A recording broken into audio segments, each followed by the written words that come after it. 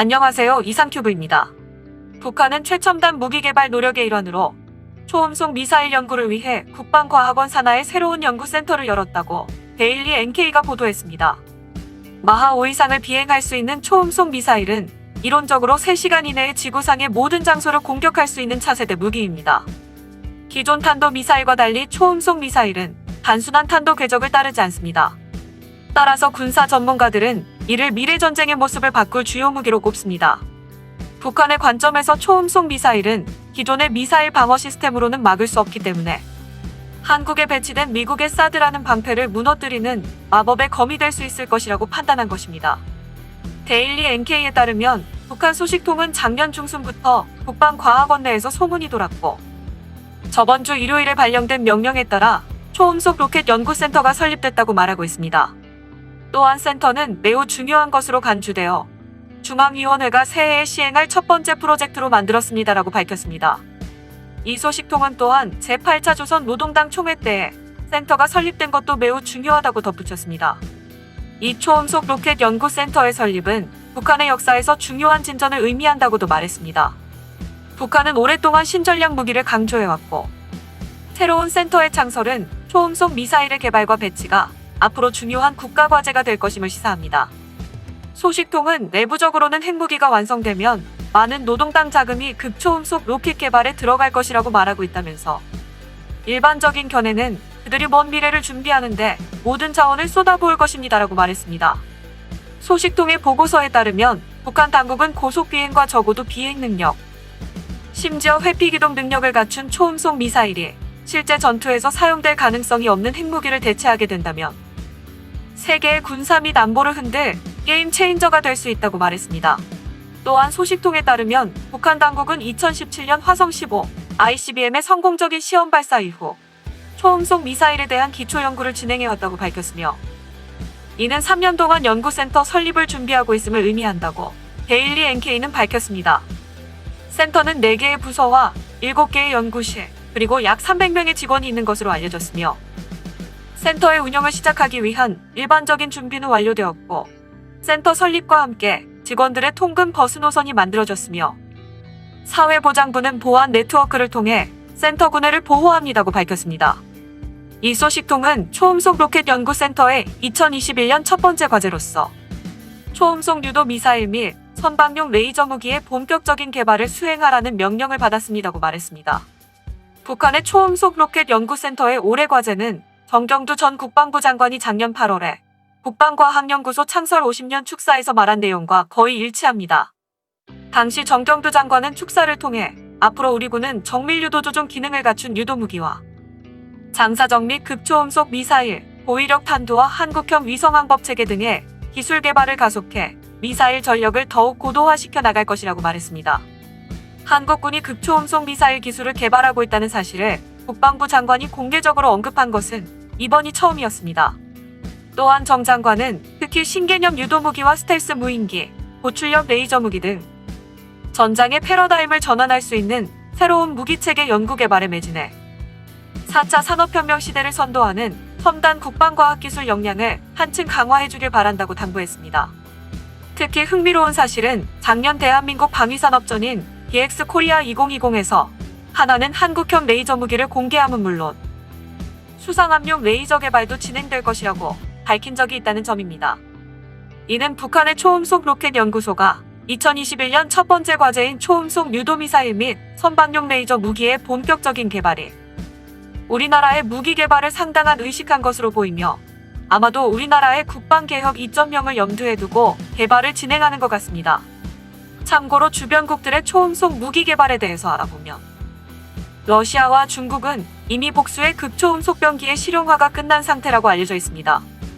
극초음속 무기 체계는 속도가 빠르기 때문에 순수 운동 에너지만으로 파괴력이 크며 500kg 탄두만으로 약 TNT 1.5킬로톤의 효과를 낼 수 있고 여기에 핵탄두를 장착할 경우 파괴력은 비약적으로 커집니다.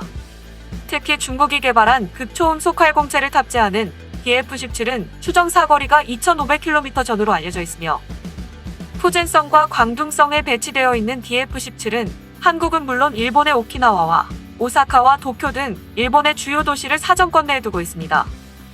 러시아는 극초음속 무기 체계 개발에 더욱 적극적으로 나서고 있습니다.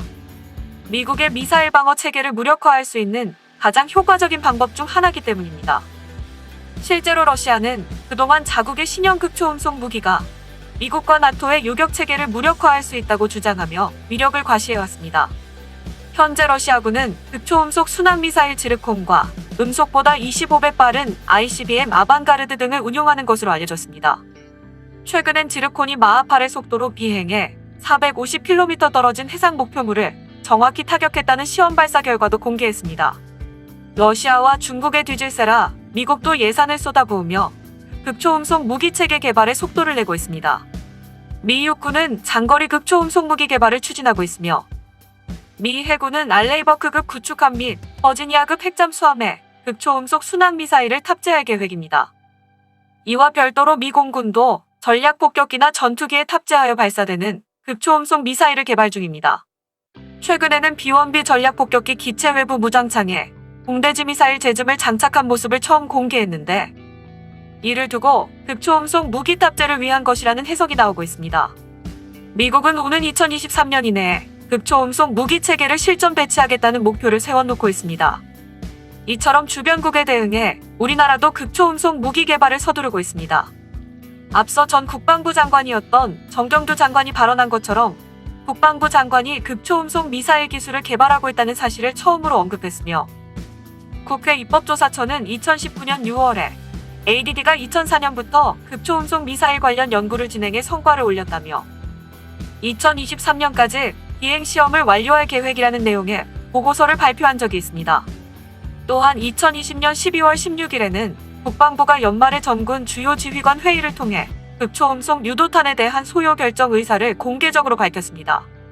이 회의에서는 이르면 내년 즈음에 초음속 유도탄에 대한 소요가 결정될 전망입니다. 이러한 군 당국의 방침은 극초음속 무기 개발에 필요한 핵심 기술력을 ADD가 이미 보유하고 있으며 전 국방부 장관의 발언이나 군 당국의 방침은 이를 기반으로 자체 개발을 진행할 수 있다는 판단에 바탕을 둔 것입니다. 하지만 극초음속 무기의 개발은 치열하지만 요격 수단의 개발은 전혀 따라가지 못하고 있습니다. 현재 미국은 일본과 공동으로 음속의 15배 속도를 내는 요격기 SM-3 블록2A를 개발 중이지만 현재로선 극초음속 미사일에 대처할 수 있는 방어체계가 전무합니다. 그래서 북한 또한 극초음속 미사일 개발을 서두르고 있으며 미국 정부 또한 북한의 극초음속 무기의 잠재적 보유 가능성에 대해 공개적으로 우려해왔습니다. 세무얼 그리비스 당시 미국 미사일 방어청장은 2019년 4월 상원 군사위 청문회에 출석해 북한의 극초음속 활강체의 잠재적 역량에 대해 우려하고 있다고 증언했습니다. 그리비스 청장은 관련 정보는 비공개 형식으로 논의해야 할 사안이지만 잠재적 개발 역량 또는 외부 기술 확산을 통한 획득 가능성이 있다고 증언했습니다. 또 북한이 극초음속 미사일 능력을 확보할 경우 핵탄두를 탑재해 평양에서 쏜다면 부착하는 추진체 종류에 따라 충분히 미 본토까지 도달할 수 있다고 덧붙였습니다. 미사일 전문가들은 북한의 자체 개발보다는 기술 이전을 통한 확산 가능성에 무게를 두고 있습니다.